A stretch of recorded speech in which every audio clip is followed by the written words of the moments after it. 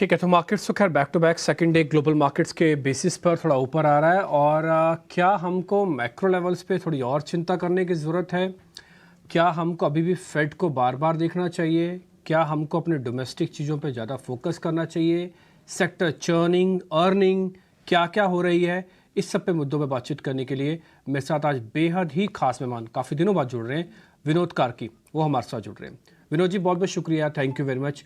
हम ईगरली वेट कर रहे थे आपका कि विनोद जी कब आएंगे, हमको थोड़ा गाइड भी करेंगे, क्योंकि जिस जगह पर हम खड़े हैं ना, यहाँ पे आपके इंटेलिजेंस और आपकी गाइडेंस की बहुत सख्त ज़रूरत है हमको। विवेक सर, पहले तो मैं अर्निंग्स पे आऊँगा। इस बार की अर्निंग्स में ऑलमोस्ट हम मिड को भी पार कर चुके हैं ना, लास्ट लेग ऑफ अर्निंग्स पे ऑलमोस्ट हम हैं। इस बार की अर्निंग्स से आपने लेसन क्या लिया, यानी कि रीड क्या किया? क्या हमको दो चार और अर्निंग्स की वेट करनी चाहिए कुछ बड़ा डिसीजन लेने में, या फिर आपको कंपनीज की हेल्थ और उनकी पोजीशनिंग इस समय ठीक लग रही है? धन्यवाद आपके शो पे इनवाइट करने के लिए। अर्निंग्स का तो आप देखिए, तीन पहलू देखने चाहिए हमेशा। जो हुआ है और जो हुआ है वो जो हम सोच के चल रहे थे उसके सामने कैसा है, और आगे के लिए वो क्या दर्शा रहा है। तो पहला तो जो हुआ है उसमें आप देखिए, अर्निंग्स ग्रोथ जो है वो काफी तेज, मतलब जो आप सिंपल वाई वाई ग्रोथ अगर लेंगे तो काफी स्ट्रांग है। अब ऑब्वियसली उसमें कुछ जैसे कमोडिटी कंपनीज का भी वो है, बट मोटा मोटा आप देखिए 30-40% का जो NSE 200 यूनिवर्स है उसका ग्रोथ आ रहा है अभी। वो थोड़ा ऊपर नीचे होगा जब तक रिजल्ट खत्म होंगे, बट काफी ज्यादा है वो कंपेयर टू जो जीडीपी की ग्रोथ है, करीब 10-11% की नॉमिनल, उससे काफी ज्यादा है। सो जो प्रॉफिट टू जीडीपी का जो रेशियो है वो बढ़ता रहेगा।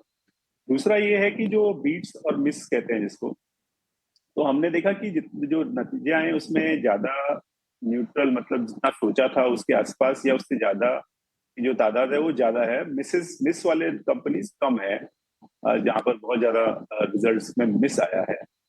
और आगे का आप देखें कि जहां पर अपग्रेड्स किए हैं, जो 24 और 25 की जो अर्निंग्स है, वहां पर आप देखेंगे क्लियर पैटर्न आ रहा है कि जो जिसको हम कहते हैं सिक्लिकल्स या कैपिटल इंटेंसिव सेक्टर्स और सिक्लिकल डिस्क्रिशनरी कंजम्पशन, जैसे ना आप अगर देखें कुछ बैंक्स हैं, कुछ सीमेंट कंपनीज हैं, कुछ इंडस्ट्रियल कंपनीज हैं, और इस तरह की जो सेक्टर्स हैं, सिक्लिकल सेक्टर्स है, लार्जली उन्हीं में आपको 24-25 में उनकी अर्निंग्स को कंसेंसस ने अपग्रेड किया है। अब माने कि जहां पर डाउनग्रेड किया है तो वो है आपके जो डिफेंसिव जिनको कहते हैं, उसमें आपके आईटी आ गए, कुछ कंज्यूमर नेम्स आ गए, और कुछ इंडस्ट्रियल्स भी हैं, सिक्लिकल्स भी हैं। बट मेजरली जो डाउनग्रेड हुए हैं वो जो टिपिकल डिफेंसिव जिसको कहते हैं, आईटी, एफएमसीजी, कंज्यूमर, वहां पर ज्यादा डाउनग्रेड है। तो इससे हमको ये पता लगता है कि जो इकोनॉमी में तीन एस्पेक्ट जो है उसमें हायर ग्रोथ आ रही है, और जिसको अपवर्ड रिवीजन मिल रहा है वो है जो किपेक्स रिलेटेड इकोनॉमी है, इंडस्ट्रियल्स की है, और और डिस्क्रिशनरी कंजम्पशन के पॉकेट्स हैं। सारा का सारा नहीं हो रहा है। और जो इन दोनों को बूस्ट जो सपोर्ट करती है, जो क्रेडिट ग्रोथ है, तो जो क्रेडिट ग्रोथ से रिलेटेड बैंकिंग कंपनीज हैं, इनमें अच्छी अर्निंग्स आ रही। तो ये ओवरऑल है कि बैक टू ग्रोथ जो है, प्रॉफिट टू ग्रोथ जो है, प्रॉफिट टू जीडीपी जिसको कहते हैं रेशियो, वो बढ़ रहा है। और ठीक है, मतलब नतीजे अच्छे हैं सो फार। बिल्कुल, तो नतीजे अच्छे हैं। विनोद जी नमस्कार, मैं पूजा बोल रही हूँ। आपने कहा आप बैंकिंग पर ओवरवेट हैं, इसको थोड़ा हम और समझना चाहेंगे, इंटरनल में जाना चाहेंगे। बैंकिंग में आप उन बैंकों पर फोकस करेंगे जिनका क्रेडिट ग्रोथ अच्छा है, या फिर इस वर्टिकल को थोड़ा और एलॉबरेट करेंगे, क्योंकि इसमें भी काफ़ी सारी चीज़ें हैं, मिड कैप है, लार्ज कैप बैंकिंग स्टॉक्स हैं, प्राइवेट बैंक हैं, निजी सरकारी बैंक हैं, तो ऐसे में कौन सा स्पेस आपको ज़्यादा बेहतर लग रहा है जहाँ पर आप ओवरवेट हैं?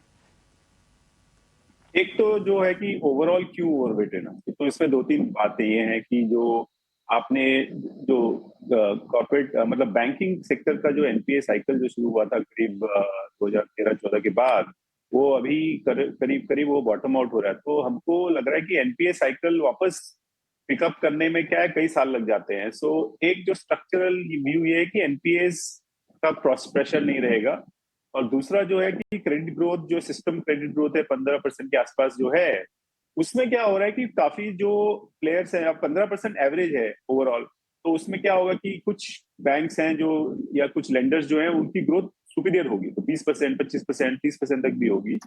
और कुछों की उससे कम होगी, तभी वो 15% होगा। तो हमको जो जहां पर मार्केट शेयर गेन हो रहा है इन द सेंस कि उनका ग्रोथ सिस्टमिक ग्रोथ से ज्यादा है, एनपीए कंट्रोल में है और निम्स पे ज्यादा प्रेशर नहीं है, ऐसे एरियाज में हम ज्यादा देख रहे हैं। बट स्ट्रक्चरली ये जो सेक्टर है बैंकिंग का, वो मुझे लग रहा है कि बिकॉज एनपीए का जो साइकिल बॉटम आउट हो रहा है और क्रेडिट ग्रोथ बढ़ेगी, बिकॉज जीडीपी ग्रोथ अच्छी दिख रही है आगे को, अपसाइड अपग्रेड होने का चांसेस है जीडीपी में।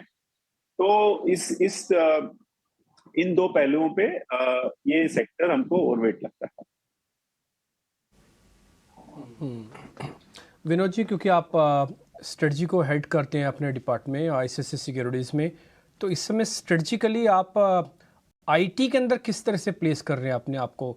आपने ऑलरेडी पोजीशंस को खाली किया हुआ है, पहले भरा ही नहीं था, अभी पोजीशंस थोड़ा बहुत लेना चाहते हैं, या आपको वैल्यूएशन और ग्रोथ दोनों का कंफर्ट नहीं आ रहा?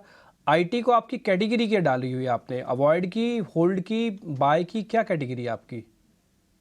तो आपने जो कहा वो जो देखिए वैल्यूएशन, वैल्यू और ग्रोथ पे वो नहीं बैठ रहा है फिलहाल। क्या हो रहा है कि कोविड के बाद जो एक यूफोरिया बन गया था कि आईटी में बहुत ज्यादा डिमांड आएगा बिकॉज सब घर से ही काम करेंगे और इस तरह का डिजिटलाइजेशन बहुत ज्यादा तेजी से बढ़ेगा, उस चक्कर में ग्रोथ तो आई थी थोड़ी सी और बहुत जो ज्यादा हायरिंग भी हुई इस सेक्टर में। अब वो थोड़ा नॉर्मल सेटल हो रहा है बिकॉज ऐसा कुछ नहीं हो रहा है, नॉर्मली हो रहा है, ऐसा कुछ नहीं कि पूरा डिजिटली हो गया है, सब घर से ही काम कर रहे हैं ऑल दैट। तो उस चक्कर में ग्रोथ आप देखिए काफी वीक है और इनके वैल्यूएशंस कहीं जो लॉन्ग टर्म एवरेज के ऊपर है। तो इस चक्कर में हमको ये अभी फिलहाल तो अवॉइड लगता है। बट जैसे जैसे ये एक, क्योंकि उसके देखो स्ट्रक्चरली आईटी सर्विसेज बहुत बड़ा पार्ट है इंडियन इकोनॉमी का, स्पेशली जो कॉर्पोरेट सेक्टर की जो ग्रोथ है उसमें काफी इंपॉर्टेंट पार्ट है इसका। तो बट लेकिन अभी फिलहाल जो सिचुएशन है इसमें थोड़ा इनके चैलेंजेस काफी ज्यादा हैं और वैल्यूएशन इतने कंफर्टेबल नहीं है फिलहाल। तो ये वैल्यू और ग्रोथ का जो कॉम्बिनेशन है वो फेवरेबल नहीं है अभी से।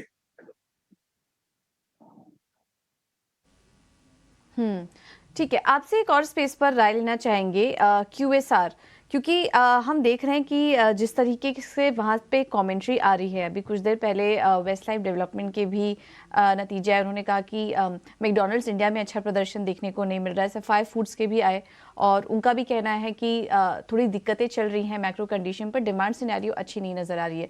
ओवरऑल अगर क्यूएसआर स्पेस को देखें तो क्या लग रहा है आपको कि यहाँ से क्या दिक्कतें और बढ़ सकती हैं? इन्वेस्टर्स को क्या सजेस्ट करेंगे आप? देखिए इसमें दो चीजें हैं, एक जो शॉर्ट टर्म लॉन्ग टर्म। तो लॉन्ग टर्म में क्यूएसआर जो है एक स्ट्रक्चरल प्ले है इंडिया में, डिस्क्रिशनरी कंजम्पशन का कोई इसमें दो राय नहीं है। बट शॉर्ट टर्म में अभी जो जो रिजल्ट्स आए थे इस बार क्लियरली हमने देखा है एक सेक्टर जहां पर सारे के सारे कंपनीज में डाउनग्रेड्स देखे हमने 24-25 में की अर्निंग्स में, वो क्यूएसआर स्पेस है। तो इसमें बहुत सारे रीजंस हो सकते हैं, कंपटीशन हो सकता है आपस में, और ये जो ऑनलाइन कंपनीज है उनका कुछ डिस्ट्रक्शन हो सकता है, बहुत सारी चीजें हो सकती है शॉर्ट टर्म में। बट लॉन्ग टर्म स्टोरी इसकी काफी स्ट्रक्चरल है, कोई इशू नहीं दिखता है उसमें हमको। बट शॉर्ट टर्म में स्पेशली एक तो वैल्यूएशन भी बहुत ज्यादा कंफर्टेबल नहीं है इनमें, और डाउनग्रेड्स देखे हैं तो इस चक्कर में स्टॉक जो है, ये स्टॉक्स मुझे लगता नहीं है कि नियर टर्म में कुछ आउट परफॉर्म करने की उस पे है।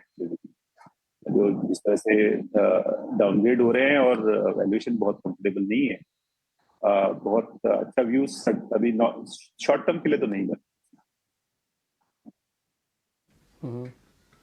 विनोद जी, आई होप आपने डिफेंस और रेलवे से कुछ जुड़ी हुई कंपनीज के अंदर इन्वेस्टमेंट भी किया होगा स्ट्रेटजिकली, उनको देख के, उनकी वैल्यूएशंस को देख के।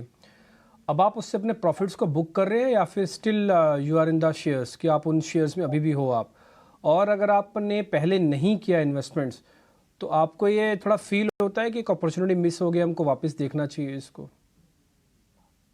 डिफेंस और जो इंफ्रा इस तरह की जो कैपिटल गुड्स टाइप की जो कंपनीज हैं उनका तो हमारा स्ट्रक्चरल व्यू बन रहा है कि ये पॉजिटिव ही रहेगा और सरप्राइज मतलब अर्निंग्स सपोर्टिव रहेंगी।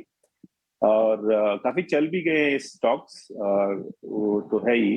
बट हमको लगता है कि ये जो क्या कहते हैं, ये जो सेक्टर है डिफेंस का या इंफ्रा और इस तरह का, ये आई थिंक ये मतलब काफी अच्छा चलता रहेगा आगे को भी। Okay Vinod ji, thank you so much आपका समय देने के लिए, तमाम सेक्टर्स पर अपना व्यू भी हमारे साथ शेयर करने के लिए। काफ़ी मदद मिली आपके व्यू से हमारे दर्शकों को। चलिए, ये थे आईसीआईसीआई सिक्योरिटीज़ के विनोद कार्की अपने इंपॉर्टेंट व्यूज़ हमारे साथ शेयर करते हुए।